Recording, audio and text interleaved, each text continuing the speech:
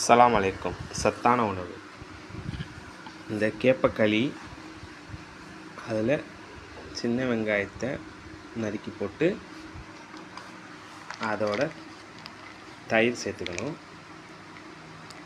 தயிர் சேர்த்துட்டு இதில் தயிர் சேர்த்து செம்பில் தண்ணி ஊற்றி கையை நல்லா வாஷ் பண்ணிவிட்டு பிசையணும். லைட்டாக கொஞ்சம் உப்பு சேர்த்துக்கணும். கேப்பக்கூழ் ரெடி. இதை இப்போ சேவ் பண்ண போகிறேன்.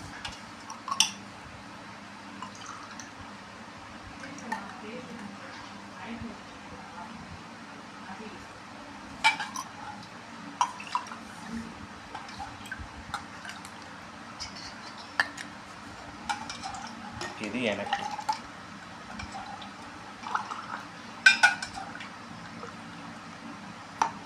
ஓகே, கேப்பக்கூழ் ரெடி.